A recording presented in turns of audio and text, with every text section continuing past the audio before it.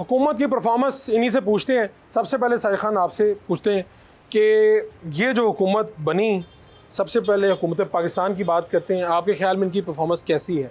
आप मुतमईन हैं, गैर मुतमईन हैं, क्या? देखिए, जहाँ तक मुतमईन होने की बात है तो 77 सालों में आप किसी से भी मुतमईन नहीं हुए, लेकिन जिन सरकमस्टांसेस के अंदर ये गवर्नमेंट बनी थी, और मैं अगर थोड़ा सा इससे भी पीछे जाता हूँ, जो 16 महीने शहबाज शरीफ साहब की गवर्नमेंट थी, उसमें आप देखें कि मुल्क किस नहज पे पहुँच चुका था। मुल्क डिफ़ॉल्ट लाइन के ऊपर था, और इतने में फिर इलेक्शन अनाउंस होता है, वो भी एक लंबा साल एक पूरा चला जाता है, जहाँ पे एडमिनिस्ट्रेटिवली जो है वो बहुत सारे ऐसे डिसीजंस जो कि एक मुंतखब गवर्नमेंट लेती है वो ना ले सकी। तो ये जो गैप था बदहाली का, ये बढ़ गया था। शहबाज शरीफ साहब ने गुज़श्ता साल फरवरी में जब ये गवर्नमेंट संभाली तो उस वक्त पाकिस्तान में मईशत ज़बू हाली का शिकार थी, तबाह हाल था, तमाम शोबा ज़िंदगी जो है वो ज़बू हाली के शिकार थे, और ऊपर से अपोजिशन का जो रोला था वो भी एक ऐसा अंसर था कि जो मुल्क को चलने नहीं दे रहा था। तो शहबाज साहब के पहले 6 महीने तो इसी उसमें गुजर गए कि वो ज़रा असम्बलीज़ को देखें, असम्बली के बाहर जो गैर पार्लिमानी सियासत हो रही थी उसको देखें। शहबाज शरीफ साहब की गवर्नमेंट ने जो 1 साल में फ़ारूक वड़ाई साहब परफॉर्म किया है, ये 77 साल तारीख़ पाकिस्तान की टूटी अल्हम्दुलिल्लाह। पाकिस्तान में इससे ज़्यादा प्रोग्रेसिव, इससे ज़्यादा जो है वो नज़र आने वाली परफॉर्मेंस आपको इन्हीं के पिछले अदवार के अंदर भी नज़र नहीं आई। मैं आपकी बात इसलिए काट रहा हूँ कि अनस गोंदल मुझे मुस्कुराते नज़र आए हैं जब साजिद खान साहब ने कहा कि पिछले 77 सालों में इतना काम नहीं हुआ जितना इस 1 साल में काम हो गया। तो आप मुस्कुरा रहे थे। अब सवाल ये है कि इन्होंने ये बात की है कि ये जब हुकूमत आई तो पाकिस्तान जो है वो डिफ़ॉल्ट लाइन पे था। तो मुझे ये बताएं कि इस हुकूमत कैसे आई और कौन लेकर आया, और अगर कुछ चलती हुई हुकूमत को आपने घर भेज दिया, फिर आपने आके आप खान साहब की हुकूमत की बात कर रहे हैं। खान साहब। अगली बात, ये सवाल हर कोई पूछता है कि इस हुकूमत ने कौन सा ऐसा मंसूबा लेकर आए, कौन सा ऐसा प्रोजेक्ट लेकर आए कि जिससे ये कह सकें कि जो मौजूदा हुकूमत की परफॉर्मेंस है वो आज से 2 साल पहले, 4 साल पहले की जो हुकूमत थी उससे बेहतर है। इनसे ये सवाल है कि आज से 3 साल पहले या 4 साल पहले डॉलर कहाँ पे था और पेट्रोल की कीमत कहाँ पे थी, और उसके अलावा अगर बात करें करंट रिजर्व्स की तो आज से 5 साल पहले क्या थे, अब क्या है, तो क्या तब्दीली कहाँ पे आई है? 2-3 पॉइंट्स बताएं, इसी को जरा वाइंड अप करना, फिर मैंने इस तरफ जाना। देखें, जहाँ तक अनस गोंदल साहब ने कहा कि इस गवर्नमेंट को कौन लेके आया, तो 18 में जो RTS बिठाया गया था ना, वो जिस गवर्नमेंट को अननेचुरल वे से लेके आए थे, तो आपका इशारा उसी तरफ था, ठीक है। तो उस गवर्नमेंट को कौन लेके आया था, ये सवाल। देखें, गुजारिश ये है कि पाकिस्तान में गवर्नमेंट कैसे बनती है ये एक अलग बहस है। ये आप मुझे बताएं कि कौन सी गवर्नमेंट है जो उस तरह आई, जो मौजूदा हुकूमत बनी है उस हवाले से भी अच्छा, दूसरा इन्होंने कहा जी चलती गवर्नमेंट को इन्होंने रुखसत किया। इमरान खान साहब वो वाहिद वजीर आजम है जो कि आईनी तौर पे उसके खिलाफ जो है इम्पीचमेंट होती है, और वो बंदा जो है वो आईनी तरीके से असम्बली के जरिए रुखसत होता है। इससे पहले तो जितने वज़राए आज़म आए हैं उनको तो जबरदस्ती उठाया गया ना, किसी को तख्ते-ए-दार पे लटका दिया गया, किसी की चलती गवर्नमेंट के ऊपर शब खून मार दिया गया। इमरान खान आईनी तरीके से गया है भाई, vote of no confidence. Nawaz Sharif नहीं गए थे। नवाज शरीफ के 99 की जो गवर्नमेंट थी, मुझे बताएं वो किस तरह गई थी। फिर मेरी बात सुने, फिर जो 17 में भी कही आपने, कहा मतलब डॉन लीग से शुरू हुए, पनामा आया, पनामा से उकामा निकाल के चलता पाकिस्तान आपने बेड़ा गर्क कर दिया, सिर्फ एक बंदे की ख्वाहिश के ऊपर कि उसको नवाज शरीफ पसंद नहीं था, नवाज शरीफ की शख्सियत पसंद नहीं थी, उसकी शक्ल पसंद नहीं थी, ठीक है।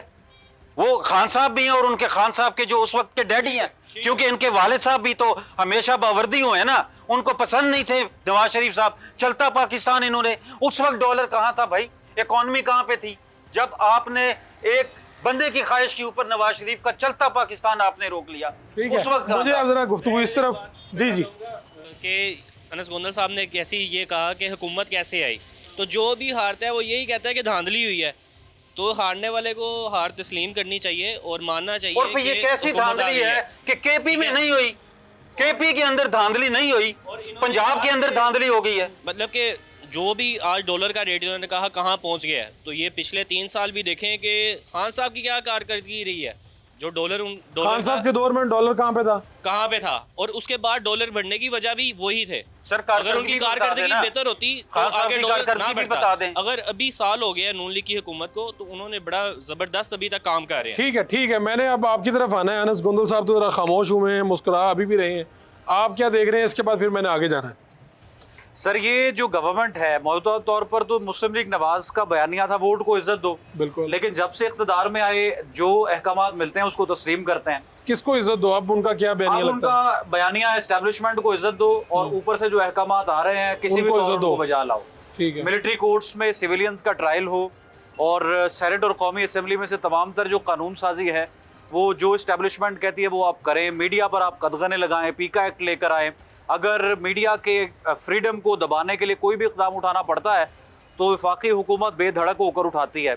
और जिन लोगों की बात करने के लिए हमें तमाम तर सुहाने ख्वाब दिखाए गए, मियाँ नवाज शरीफ साहब लंदन में जो तकरीर करते रहे या चीफ मिनिस्टर मोहतरमा मरियम नवाज जो बयानियाँ लेकर आई उस पर तो कोई अमल नहीं हो रहा। अब आप देखेंगे तजावुज़ात के खिलाफ जो ऑपरेशन शुरू किया गया पंजाब में, गरीब की रेहड़ियाँ बाकायदा तौर पर तोड़ी जा रही हैं, गरीबों पर जुल्म किया जा रहा है।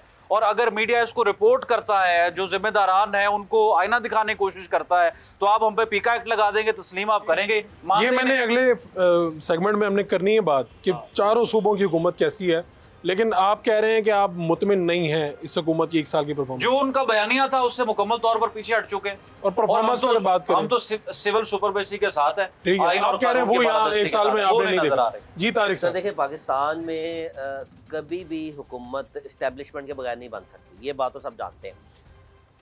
उसकी वजह सियासतदान की करप्शन है। अगर ये लोग करप्ट ना करें तो दखल अंदाजी कोई ना करे। अगर ये लोग सारे ठीक हों तो किसी को दखल अंदाजी करने की ज़रूरत ही नहीं है। इनको दुरुस्त करने के लिए इनकी आड़ के अंदर फिर उनको अपनी दखल अंदाजी करनी पड़ती है। फिर जहाँ पे उनकी दखल अंदाजी है फिर वो अपनी मनमानी भी करते हैं, फिर वो अपने मामलात को भी सीधा करते हैं। हुकूमत की परफॉर्मेंस को कहाँ हुकूमत देखते की परफॉर्मेंस जो है वो इस वक्त, अगर मैं आपको हैं? नंबर दें 10 में से कितने? मैं आपको कंपेयर करके बताता हूँ। देखिए 2017 तक बेहतरीन मुल्क चल रहा था, 109 का डॉलर था, मुल्क में कोई मसला नहीं था, बिजनेस सबका बेहतरीन चल रहा था, सारे मामला ठीक थे। तनकीद उस वक्त भी थी, सागडार उस वक्त वजीर ख़जाना थे, उन्होंने को टैक्सेस का इनकाद किया। देखें अभी हमारे हमसाया मुल्क में भी नए टैक्सेस लगे हैं, उनकी भी आवाम रो रही है। तो टैक्सेस लगने से आवाम खुश नहीं होती है। जो नजायज़ तजावज़ात हैं, जो नजायज़ रेडियाँ लगी हैं, उन पर आवाम कैसे खुश होगी? क्योंकि वो गलत कर रहे हैं, वो कहते हैं हुकूमत हमें सपोर्ट करे। इसी तरह अगर टैक्स लगता है तो जिनको देना पड़ता है उनकी तो चीखें निकलती हैं। 2017 तक मामला बिल्कुल ठीक चल रहे थे। उसके बाद ज़ाहिर बात है कि एक रजीम चेंज की तरफ एक ट्रेंड बन रहा था। लोगों ने सोचा, जो सोचने वाले थे उन्होंने कहा कि नहीं यार, हम एक नया तजर्बा करके देखते हैं, शायद पाकिस्तान अच्छा चला जाए। कैसा रहा वो तजुर्बा? हम लोग देखें, हम उनकी नीयत पे शक इस वजह से नहीं करना चाहते, नहीं, उसकी क्योंकि गुंजाइश ही नहीं। हमें उन पे यकीन है। हमें ये पता है कि उनका मिशन और मोटो एक है कि एक पाकिस्तान, वो उसको बचाने के लिए कुछ भी करते हैं, लेकिन वो हर बंदे की अपनी मेंटालिटी है। उन्होंने उस वक्त प्लान किया कि यार पाकिस्तान इससे बेहतर हो सकता है। जाहिर बात है करप्शन हो रही है और करप्शन होती है। इमरान खान की गलती क्या थी? उसकी मेंटालिटी अच्छी ज़रूर होगी, लेकिन उसके इर्द गिर्द सारे करप्ट थे।